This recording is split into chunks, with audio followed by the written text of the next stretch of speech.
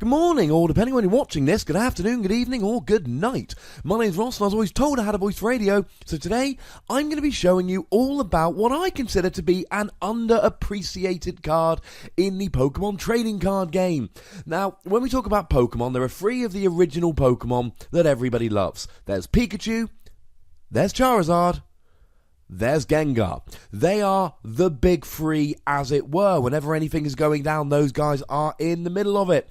Pokken Tournament, that's alright. They're all playable characters. I could go on, but I'm hoping by now you can believe me. Now, there is a playable Gengar in the standard format of the Pokémon Trading Card Game at this very moment as I speak, unless you're watching this in the future, of course, in which case it may or may not have rotated. It is the Gengar from Breakthrough, or, if you prefer the reprint, the Gengar from Generations. And there is clearly a little bit of potential here.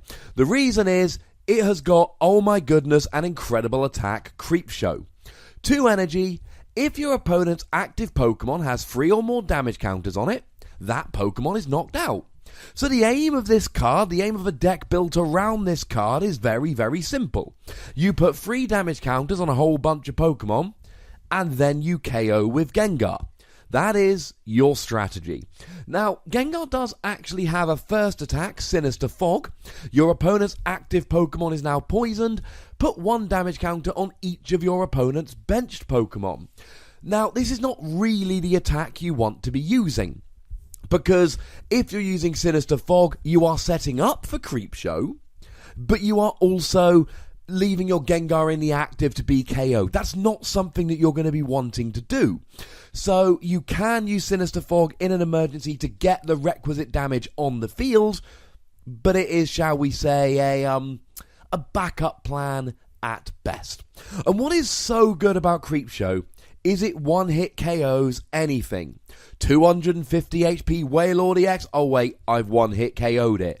Primal Groudon, oh wait, I've one-hit KO'd it. Weedle, oh, I've one-hit KO'd it. Although, arguably shouldn't be using it against a Weedle. Now, there are some other benefits to this Gengar. 130 HP is standard for a Stage 2, but still moderately high. It's got a fighting resistance, which is good if cards like Zygarde EX ever become popular. And possibly the greatest ancillary benefit here, it's got free retreat. This is very, very nice, because it means that you can retreat out of status conditions, etc., which is important if you're using Haunter. Now, I believe it's the only Haunter we actually have available in the standard format at the moment, and what's really cool about this is the ability. You evolve into a Haunter, and straight away, you can confuse both of the active Pokemon. Now, that is both your active Pokemon and your opponent's, but of course, you've got your free retreat Gengar here, so you can just go ahead and retreat him to something else.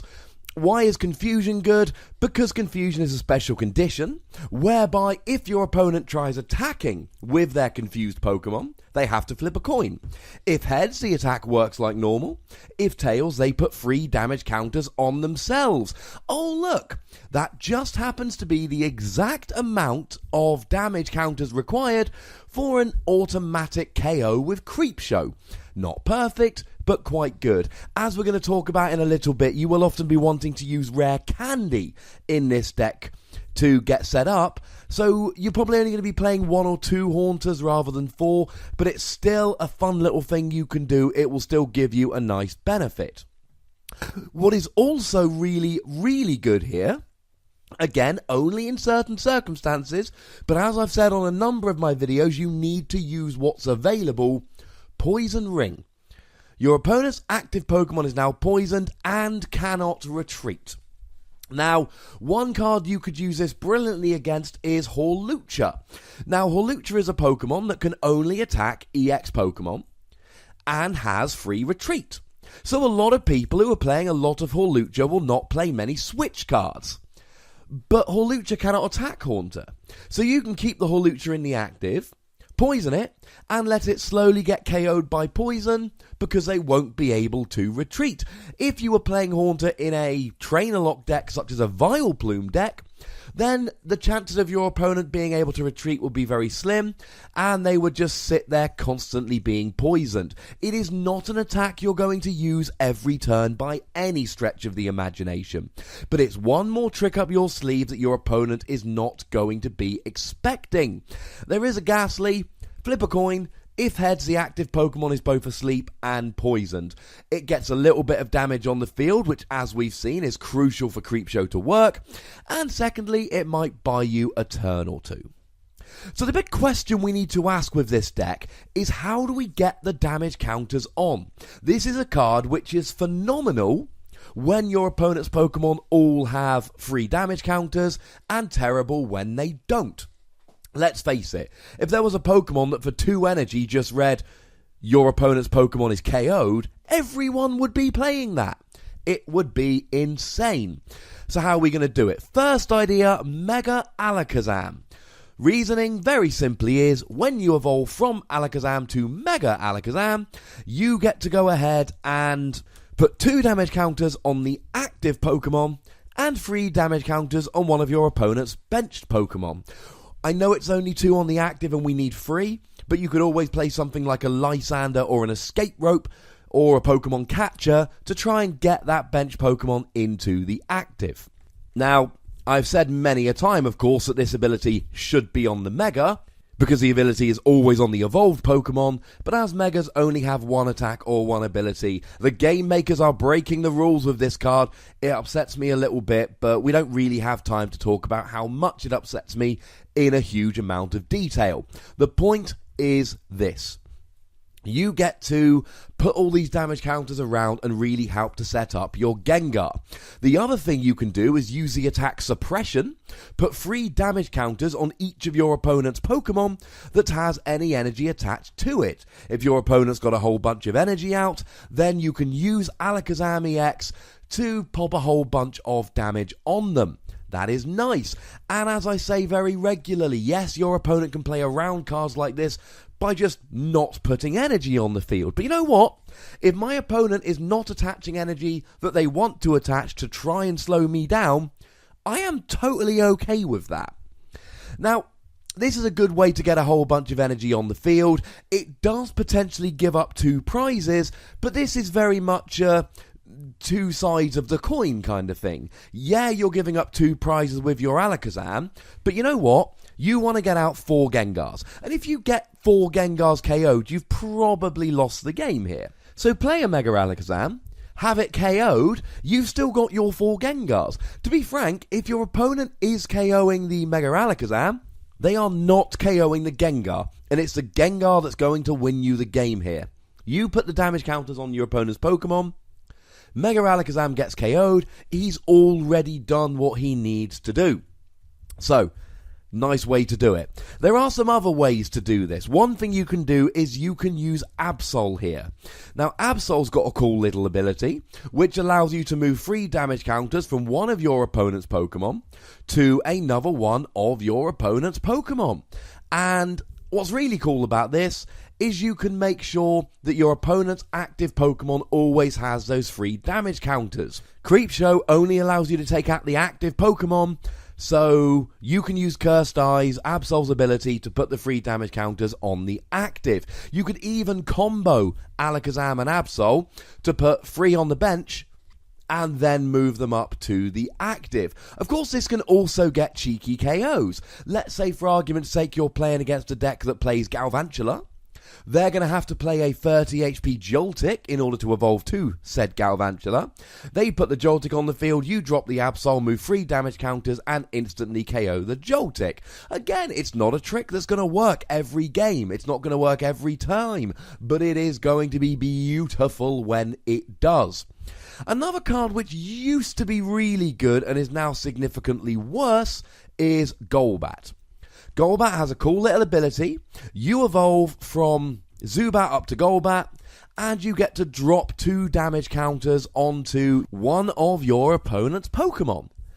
It was reprinted in Generations. Life is good. Now, what's upsetting is that the Crobat was not reprinted in Generations. Crobat took it a step further. You evolve from Golbat to Crobat. You then get to drop 3 damage counters on one of your opponent's Pokemon. That would be lovely. We don't have it. But still, it's 2 damage counters. You combine this with, your poison or whatever that you're dropping with Gastly and Gengar. You can make this work. I do not think it is as good as Alakazam, but I think it's worth it. The other thing Golbat has is a really funky attack, Swoop Across. 10 damage to each of your opponent's Pokemon. Cool. That is fantastic, because you do that 3 times, your opponent has a whole bunch of damage on the field. Or you use Swoop Across, then the next turn you use another Sneaky Bite, they've got 3 damage counters on. So there are ways of making this add up. One other little suggestion, which I suppose I would be remiss if I didn't mention, is Team Magma's secret base. Now, this one's nice and simple.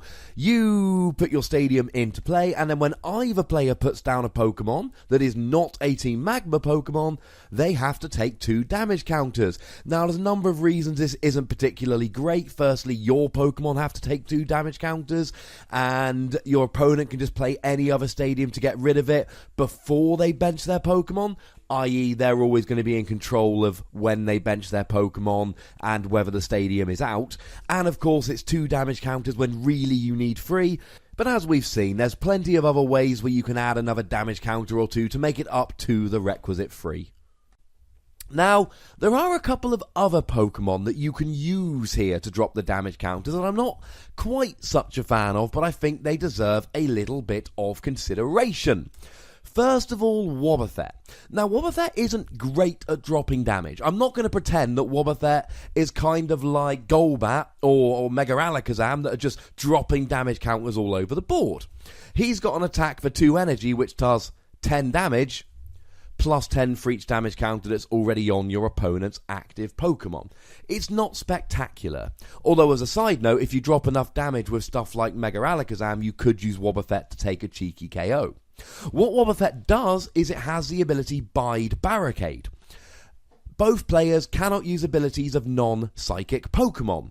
Well, the good news is Alakazam's Psychic, so his ability's in.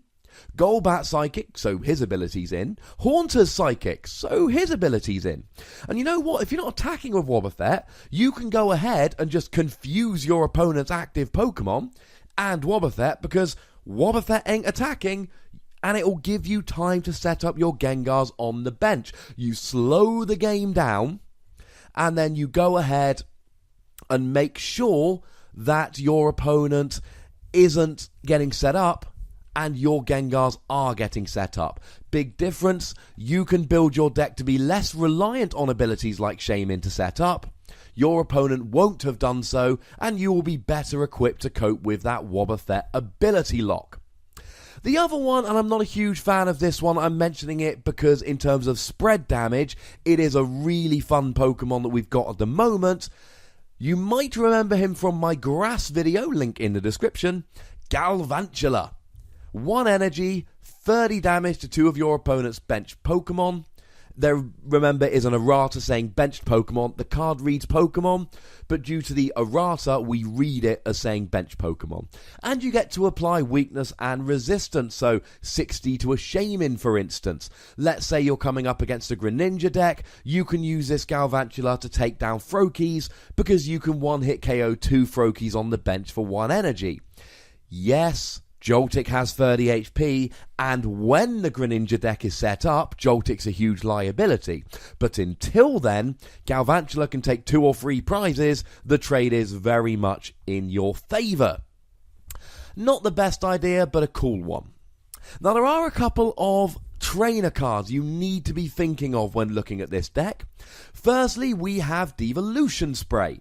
Now, Devolution Spray as a trainer is very simple. You take the top evolution of one of your Pokemon and put it back into your hand.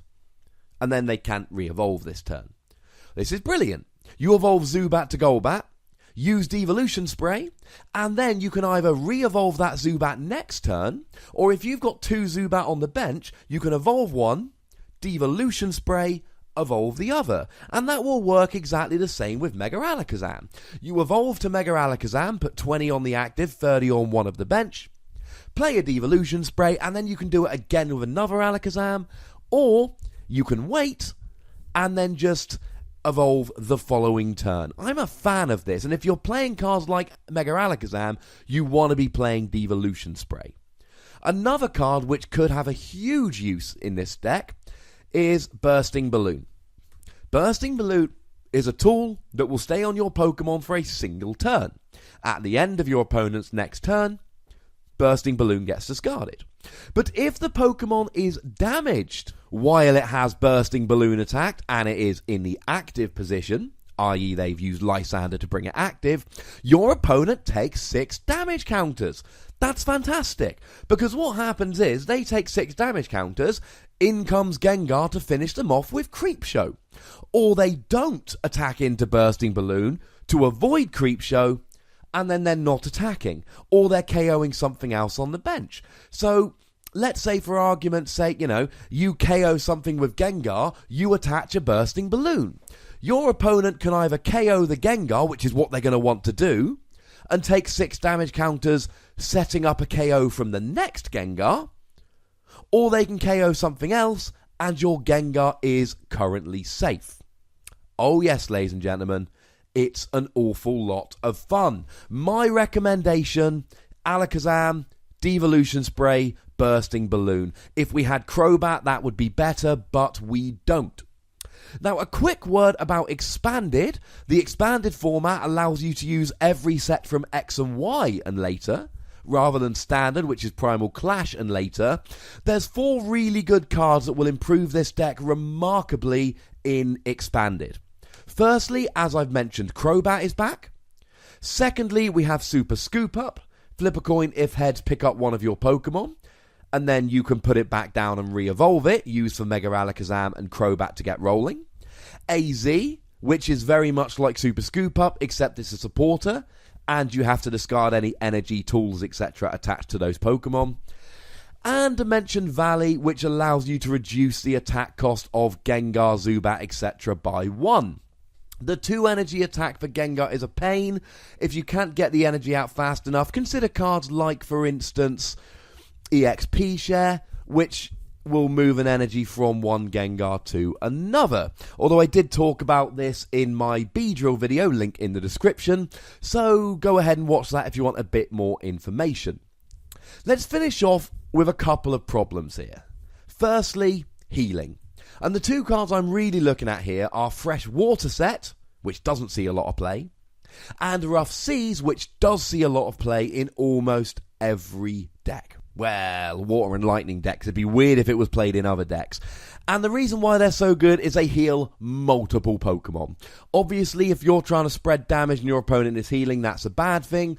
Even against decks playing this, the way around it is simple. You do the damage and then KO. You drop the Mega Alakazam, then you KO with Gengar. Instead of spreading damage and setting them all up for KOs, you drop damage and then KO immediately. Secondly, of course, you've got to set up. You are running a whole bunch of Stage 2s here. Now, there are cards to help. Rare Candy allows you to evolve a Gastly straight into a Gengar, although, of course, you do lose the Haunter if you do that. So maybe 4 Gastly, 2 Haunter, 4 Gengar, with 4 Rare Candy. You can use cards like Level Ball to search for any Pokemon with 90 HP or less, so your Haunter, your Gastly, etc., your Zubat, your Golbat. Ultra Ball, discard 2 cards from your hand and search for any Pokemon.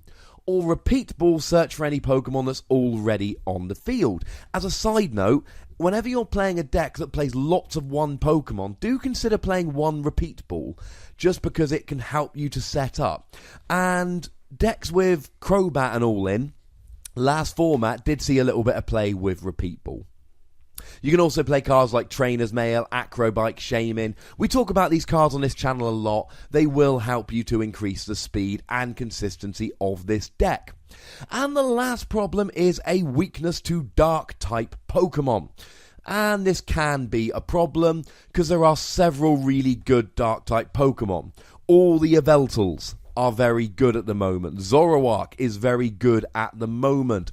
The Darkrai from Breakpoint is pretty gosh darn good at the moment. So do bear that in mind. It's not seeing a huge amount of play, but dark decks at some point are ripe for a comeback, and when that happens, you probably don't want to be the guy playing Gengar. But then again, you can just wait till people stop playing dark, or at least fewer people play dark, and then you can just swoop right in and clean up, so to speak. So, that, ladies and gentlemen, is how you would go about playing Gengar. It is a rogue deck, it is a risky deck, but if it works, it is spectacular. It will, in a very literal sense, one-hit KO any Pokemon in any format. That is the entire point of the card. Yeah, you've got to get set up, and yeah, you've got to get damage counters on the field, but as I've shown you, ladies and gentlemen, there are ways to do this. So, you know the deal by now. Comment, it'll be fun. Click the like button, it'll be fun. Click the subscribe button, which you should already have done, but if you haven't, click it now. Get a friend to subscribe on your behalf. Invite them to the PTCG radio party. And if you want up-to-the-minute Pokemon discussion and breaking news, why not follow me on Twitter @TheWassy and subscribe to my weekly podcast, PTCG Radio. See what I did with the name. And of course, the most important thing as always, ladies and gentlemen, look after yourselves until next time. Thank you very much for watching. My name's Ross, and you've been watching PTCG Radio.